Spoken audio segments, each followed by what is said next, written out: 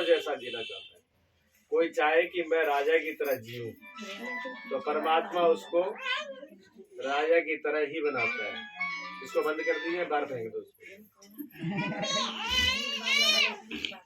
अगर आप राजा की तरह जीना चाहते हो तो परमात्मा आपको राजा की तरह ही बनाएगा, लेकिन पहले आपको निश्चय करना पड़ेगा कि मैं कैसे जीना चाहता हूँ। कीड़े मकोड़े की तरह जियोगे, पशुओं की तरह जियोगे, जानवरों के तरह जियोगे, तो जैसे जी रहे हो भगवान आपको कुछ नहीं कहेगा। परमात्मा आपको ये नहीं कहेगा कि आपने रोटी खाई कि न खाई, आप कैसे जी रहे हो, आप दुखी होकर जी रहे हो, सुखी। परमात्मा नहीं, ये निर्णय आपका है। हम लोग क्या करते हैं, परमात्मा ने ऐसा ही बनाया है, भगवान की मर्जी ऐसी है, हम दूसरे के ऊपर अपना डालते हैं जिम्मेवारी। ये जिम्मेवारी गलत है। अगर भगवान ही करेगा तो फिर कुछ जरूरत ही नहीं, फिर तुम करो क्यों। और तुम्हारे अपने मतलब की बात होती है, वो तो भगवान पे नहीं छोड़ते। भूख लगी होती है तो ये तो नहीं कहते भगवान आएगा मुंह में कोड़ देगा, तुरंत उठा देते हो, तुरंत जाओगे तुरंत खाओगे। प्यास लगी है तो ऐसे इंतजार नहीं करते, भगवान आएगा और मुंह में पानी डालेगा, नहीं, आप चलते हो तुरंत निर्णय, तुरंत गिलास भरोगे, तुरंत पानी पियोगे। ऐसे जो भी है यार, वो उपाय आप करते हो, लेकिन जिंदगी ये सुखी हो जाए, सदा के लिए पीछा छूट जाए, हम लोग स्वतंत्र हो जाए, आजाद हो जाए। कोई ऐसा आदमी है जो ये ना चाहता हो कि मैं आजाद ना हो? गुलामी चाहता है कोई? बता, कोई गुलामी चाहता है? कोई गुलामी ना चाहता। सब लोग चाहते हैं कि हम आजाद हो जाएं। अच्छा, आजादी के लिए वो पत्नी जी है, वो पतना से लोड लड़ती है, तुम हमें बाहर घुमावे ना ले जाते, तुम हमको बाहर नहीं जाने देते, तुम बाजार में ना घुमाते, तुम तीर्थ में ना लेके जाते, तुम्हें अमेरिका इंग्लैंड तो दूर की बात है, भारत में ना घूमते। इसी बहाने ले लेके लड़ती है। फिर कोई बात होगी काम की तो उसमें लड़ेगी का पीछे सबसे बड़ा कारण ये होता है कि पति हमसे कछु मत गए, हम अपनी मनमर्जी करें, इसके पीछे कारण होता है। ठीक है ना? अच्छा, पत्नी नहीं है, पति नहीं है तो पति की जगह माँ बाप हो, बच्चे है, लड़का हो चाहे लड़की हो, सिर्फ देवियों की बात नहीं हो, आदमियों दोनों के एक ही बराबर है। जब बच्चे छोटे हैं, बच्चे किस बात से दुखी हैं? माता पिता जो है हमको खेलने ही नहीं देते, हम खेलना चाह रहे, हम मोबाइल देखना चाह रहे, हम टीवी देखना चाह रहे, अब उनकी मर्जी की स्वतंत्रता क्या उसमें है। अब वो माता पिता उसको नहीं खेलने दे रहे, उनकी आजादी, उनको लगता है कि बहुत बड़े हमारे पर माँ बाप ना ये राक्षस है कोई, जो हमको बंधन डाले हुए हैं, ना तो हमें मौज मस्ती से खेलने दे, न खाने दे, और ना मोबाइल देखने दे, ना टीवी देखने दे। अब उनकी खूब बच्चे कम खुश रहे। आप स्कूल का मत कहो, उसको पढ़ाई का मत कहो, सुबह उठने का मत कहो, 12 बजे तक आराम से पड़े रहे, और पड़े पड़े आप उनमें चाय गरम गरम दे दो, बिस्कुट दे दो, और वो डोसा चाउमीन वो दे दो, बड़े वो कहे हमारी मम्मी जैसी तो कोई है ही ना। और आपने अगर मम्मी ने उठा दिया सुबह सुबह ही, तो बच्चे को ये लगा मम्मी कहाँ है, ये बहुत चुड़ैल है। अब पैसे नहीं पड़ती क्या, मन ही मन में तो सोच ही लेता है, आगे पीछे कह ही देता है? और जहाँ गुस्सा है तो मम्मी के मुंह पे ही बोल देता है, हमारी जैसी मम्मी होती है, ना चैन से सोए ना सोने दे, सुबह से उठाने लग जाती है, फिर स्कूल जाओ, फिर ये करो वो करो, पूरे दिन चैन ना लेने देती। क्या चाह रहा है बच्चा? चाहता है अपने मन की स्वतंत्रता। मन की स्वतंत्रता में बच्चा जो चाह रहा है उसमें समझ नहीं है, विवेक नहीं है। अगर मन की स्वतंत्रता भी छोड़ेंगे तो उसका जीवन बर्बाद हो जाएगा। स्वतंत्रता बच्चे भी चाहते हैं, पति भी चाहता है, पत्नी भी चाहते हैं, और दूसरे लोग भी चाहते हैं, हम आप सभी चाहते हैं। लेकिन स्वतंत्रता ऐसी हो जो समझ पूर्वक हो, ऐसी स्वतंत्रता हो जिसमें किसी प्रकार का क्लेश न हो। ठीक है? हम गुलाम कहाँ है, हमको ये समझ में आ जाए कि हमारी गुलामी है कहाँ। क्या गुलाम हम पति के हैं, या पत्नी के हैं, या माँ बाप के हैं, या गुरु के हैं, या प्रकृति के? हम गुलाम हैं किसके? ये बात हमको समझ आ जाए ना सबसे पहले कि हमारी गुलामी है कहाँ। चाह तो हम आजादी रहे हैं, चाह हम सुखी रहे हैं, चाह हम आनंदी रहे हैं, चाह हम मुक्ति रहे हैं, लेकिन बंधन कहाँ है ये तो पता लगे। वस्तु कहीं खोजे कहीं किस विधि आवे हाथ, कहे कबीर मूल वस्तु तब मिले जब बेदी ले ले साथ। अब बुढ़िया है कि जो रोड पे जो है अपने रेत में हाथ मारने लगी, संध्या का टाइम था, जैसे जवान बच्चे आ गए, बच्चियां आ गई, उन्हें कि अम्मा देखो बूढ़ी को दिख ना रहा है और हाथ मार रही है रेत के अंदर। पूछ ले अम्मा से क्या है? उन्हें कहा अम्मा तुम्हारा क्या खो गया? कि बेटा मेरी सुई खो गई। सुई हो गई तो वो बच्चे बच्चियां थी, पढ़ने वाले थे, उन्होंने कहा अम्मा बेचारी बूढ़ी बाड़ी है, दिखता कब है, तो सब लोग मिल करके मदद करनी चाहिए, सब खोज ले। अब वो सब के सब रेत में हाथ मारने लगे। उसमें एक ने कहा कि अम्मा ने पहले ये तो पूछो गिरी कहाँ है सुई, और रास्ता लंबा चौड़ा है, इतनी रेत मिट्टी तो धरी है और सुई नेक सी होती है, तो जहाँ गिरी है वही तो खोजे। तो एक ने कहा अम्मा ये बता तुम्हारी सुई गिरी कहाँ? क्या बेटा सुई तो हमारी अंदर घर में गिरी है, कमरे में। तो मैं क्या दे, सबने सिर पे हाथ मारा, अम्मा तो मैं बुद्धू बना दिया तुमने, है सुई तुम्हारी घर में गिरी है, खोई तो रोड पे रही है। तो वो कह लगी कि क्या करूं, वहां अंधेरा है घर में, यहाँ बाहर लाइट जल रही थी लट्ठे पे, तो हमने उसी में खोजना कोई। तो उसने कहा कि अम्मा चाहे अंधेरा हो चाहे प्रकाश हो, और सुई जाए वही खोजनी पड़ेगी। तो अम्मा जोर से हंसी। अम्मा कहते हैं बुद्धू हम ना, बुद्धू तुम भी हो। हाँ, जिसको तुम खोज रहे हो आजादी को, हमें आजादी चाहिए, हमें आजादी चाहिए, झंडा ले लेके कॉलेज में घूम रहे हो, ये आजादी वहां नहीं है जहाँ तुम खोज रहे हो। हाँ, आजादी दूसरी जगह है। हाँ, आजादी अपने आप से लेनी है, अपने मन से लेनी है। अपने मन से तो हम आजादी लेते नहीं, मन के हम गुलाम है। मन ने कही कि आज तो उठनो ना है, आज तो पड़े रहनो है, कछु चाहे पति गाली दे चाहे मम्मा गाली दे चाहे सास गाली दे, आज न जगनो हमें। अब मन ने कही और हमने मान ली, तो हम मन के गुलाम है ना। मन कहाँ जाता है? नीचे की तरफ जाता है। मन अच्छाई की तरफ नहीं जाता, मन तपस्या की तरफ नहीं जाता, मन उन्नति की तरफ नहीं जाता, मन कष्ट सहन तपस्या करना नहीं चाहता, अभी हम कष्ट सहन करके कुछ प्राप्त कर ले। मन क्या चाहता है? सुख सुविधा मिल जाए, बस हम पड़े रहे बिस्तर में और हमें सब कुछ मिल जाए, हमें कुछ करना ना पड़े। अम्मा ही सब कुछ कर दे, वो रोटी बना दे, वो पोछा झाड़ू कर दे, और बहू रानी कहे हम तो रानी बन के बड़ी बड़ी खाती रहे, तो कैसे सुखी होगी बताओ। सुखी तब होते हैं जब मन की गुलामी छोड़ के हम उल्टा करना शुरू कर देते हैं, जब दूसरे की सेवा करते हैं, दूसरे का सम्मान करते हैं, दूसरे के लिए हम जीते हैं, दूसरे का भला करते हैं, तो हमारा भला अपने आप होगा। मन की गुलामी में आकर के दूसरे का हम अच्छा करना नहीं चाहते ना। तो ये बच्चे चाहते हैं माँ बाप सब कुछ करके दे दे, ना हमें स्कूल में पढ़ना पड़े, ना परीक्षा देनी पड़े, ना मेहनत करनी पड़े, ना जगना पड़े, सब कुछ हम मम्मी पापा कमा के दे दें, बढ़िया मोटरसाइकिल हो, बढ़िया गाड़ी हो, घर पे बढ़िया सुविधा हो, खाने पीने की बढ़िया बच्चे को, तो कितना बढ़िया लगेगा बच्चों को। क्या उससे बच्चों का जीवन बन जाएगा? नहीं बनेगा। जब बच्चों का जीवन आप समझ रहे हो, छोटा बच्चा थोड़ी समझ रहा है इस बात को। छोटा बच्चे को तो ये लगता है कि सब हमारे दुश्मन है, कोई अच्छा है ही नहीं। इसी प्रकार अगर बहू से कह दो कि तुम्हारा कर्तव्य, अगर अपना जीवन सुधारना चाहती हो तो तुम सबको, जो बड़े हैं अपने बुजुर्ग हैं, माता पिता और सब बड़े हैं जो अपने, उनको भगवान समझ करके तुम उनकी सेवा करो और अपने घर को स्वर्ग बनाओ। तो वो कहे ले हमें सिखाया आगे बाबा, बुढ़िया को कछु नहीं कहेंगे और ये को आदमी कछु ना कहे, सब हम पे कहो, जो आएगा हमें ज्ञान सुना के चला जाता है, तो वो घर का भी स्वर्ग होगा नहीं। और वही फर्ज आदमी का है। देखो आदमी का भी वही फर्ज है, वही पत्नी का, वही पति का, पति का भी फर्ज है। पति देखो सुबह जाता है बाजार में, घर में तो कमाई होती ना है, पूरे दिन पता नहीं किस किस के साथ मत्था पिचाई करेगा, कहाँ कहाँ जाएगा, कैसे कमाएगा, लेकिन वो कमा के घर आएगा, उसको भी फिक्र चिंता है भी मुझे पत्नी को भी भोजन देना है, बच्चों को भी देना है, फीस भी भरनी है, बिजली का बिल भी भरना है, सारी चीज उसके दिमाग में होती है।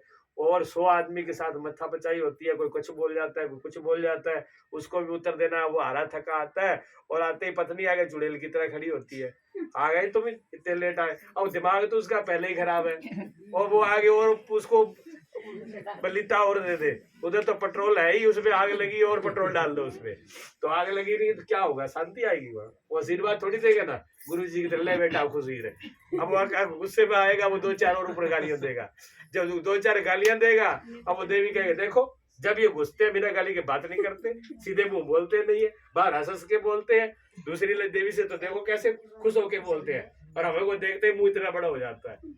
तो तुम ऐसी रहती कहे को चुड़ैल की तरह जो तुम्हारे साथ ऐसा व्यवहार करे, तुम्हें खुश रहो ना कि तुमको देख के भी पति खुश हो जाए, मालूम पड़ेगा। ठीक है, फिरोजाबाद की बता रहा हूँ मैं, बहुत बड़े परिवार की, आपकी नहीं बता रहा हूँ, एक बहुत बड़े परिवार की बता रहा हूँ मैं। सही बात, वो डॉक्टर है, नाम नहीं ले रहा हूँ मैं, लेकिन वो बहुत बड़े डॉक्टर है, तो सुनो ध्यान से।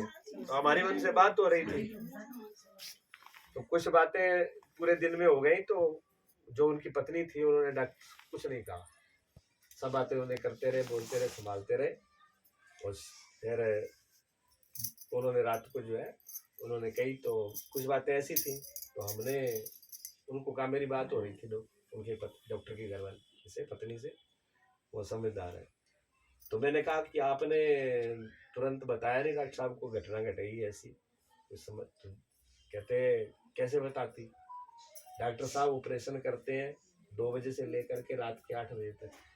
अब उधर वो ऑपरेशन कर रहे हैं और ऑपरेशन में इतनी ब्रीक नाड़ी है, और हम उस टाइम में उनको समाचार सुना दें ऐसे खराब समाचार है, और उनका दिमाग हट जाए वहां से, और उस जिस आदमी का ऑपरेशन हो रहा है उसकी नस, नेक भी नस इधर उधर हो गई तो उसकी तो जिंदगी बर्बाद हो जाएगी। जो होना था वो तो हो गया। अब हमने उनको समझा दिया, लेन देन कर लिया, बात कर ली, जज से बात कर ली, अधिकारियों से बात कर ली, जो कुछ होना था मैंने सब कर लिया।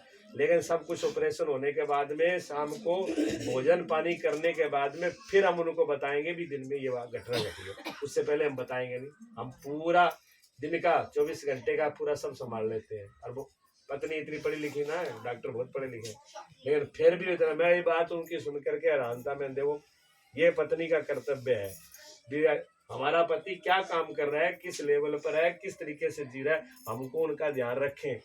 उन पति पत्नी में कभी झगड़ा होगा, सवाल ही नहीं हो जाए। वो पति तो पत्नी को पूछेगा भी इसकी देवी से मेरा घर चल रहा है, अगर ये नहीं हो तो हम एक दिन ऑपरेशन नहीं कर पाएंगे, हॉस्पिटल नहीं चला पाएंगे, घर नहीं चला पाएंगे।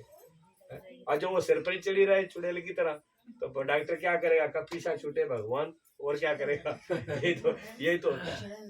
लेकिन हम यही कहना चाहते हैं कि गलत कोई शब्द नहीं बोलना चाहिए। बच्चों को अपने बड़ों से कभी भी छोटा शब्द, अपमानित शब्द नहीं बोलना चाहिए, बहुत बड़ा उसका अपराध होता है। आपको महाभारत की घटना याद दिला दूं, आपको मालूम पड़े एक शब्द से कितना बड़ा अपराध होता है।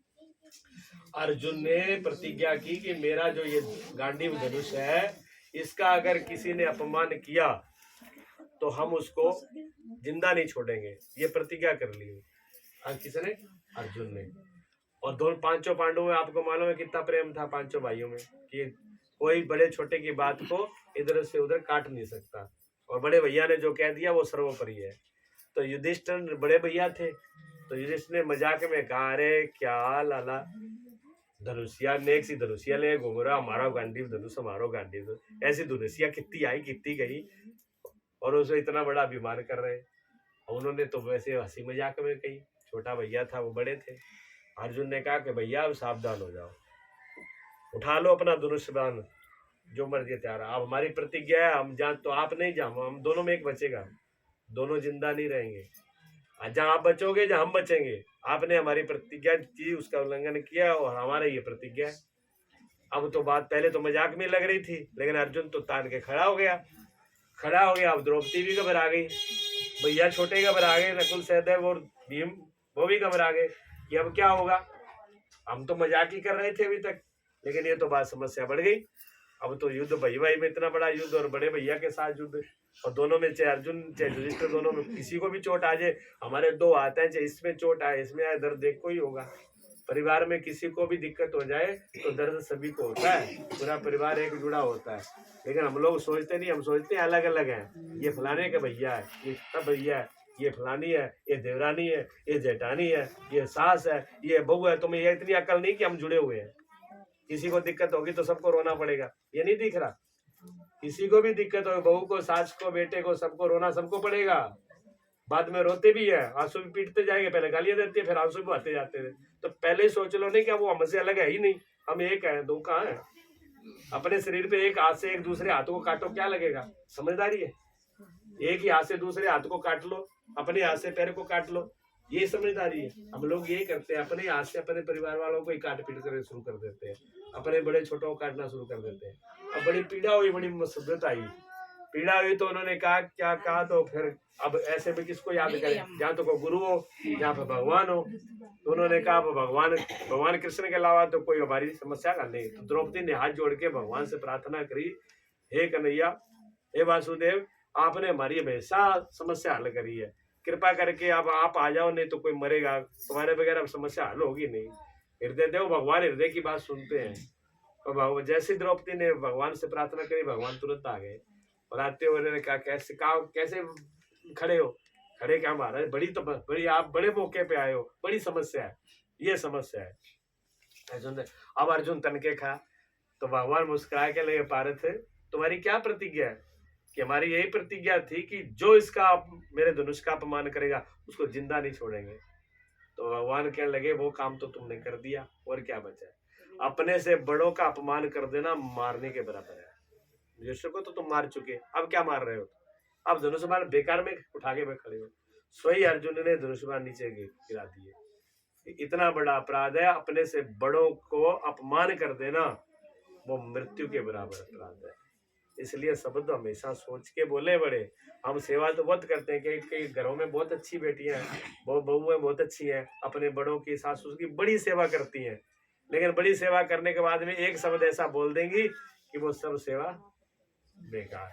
घर में रिश्तेदार आ जाए, जवाई राजा आ गए, उनको खूब सेवा करी, और फिर सेवा खाना पिलाए में, अरे खा लो, ऐसी तो तुम्हारी अम्मा ने कभी ना खिलाई, तुम्हारे बाप ने भी ना खिलाई जैसी हमें खिला रहे हैं। अब बताओ ऐसा कोई सेवा करेगा? अब वो क्या सोचेगा, इस घर में दोबारा खाएंगे नहीं ये जोड़े हाथ देवी से। जो ऐसे खिलाए कि तुम्हारी माँ तुम्हारी मम्मा ने और तुम्हारे बाबा ने भी नहीं खिलाया, ऐसे हम तुम्हें खिला रहे हैं, तो कैसे कौन खा लेगा? ऐसे नहीं खा पाएगा। इसलिए पति को भी कभी भी पत्नी का अपमान नहीं करना चाहिए, वो अपना ही अपमान है। अगर पति पत्नी का अपमान करता है तो वो अपना ही अपमान है, वो दूसरी नहीं है। अगर पत्नी ये चाहती है कि हमने पति को नीचा दिखाना है, पति का अपमान करना है, तो बहुत बड़ी गलती कर रही है। वो सबसे बड़ी बेइज्जती अपनी कर रही है, पति का नहीं कर रही। वो अपने ही को नीचा दिखा रही है। वो जब जाएगी उसकी इज्जत कहीं नहीं होगी। जिस पत्नी की पति के पास इज्जत ना हो उसको समाज में कहीं इज्जत नहीं होती है। आप जानते हो, देख रहे हो। इसलिए पति से पत्नी की इज्जत है और पति से पत्नी से पति की इज्जत है। ऐसे बेटों, माँ बाप की बड़ों की इज्जत किसे? बेटों से है। बेटा ऐसे कोई काम ना करे, ऐसा कोई शब्द ना बोले, ऐसा कोई कार्य न करे जिससे माँ बाप बड़ों को नीचा देखना पड़ जाए। हाँ, ये थोड़ी थोड़ी बातें जीवन में बिठा के रखो कि एक तो हमें किसी का भी अपमान नहीं करना, किसी के बुरा नहीं करना। कबीर साहब ने क्या कहा?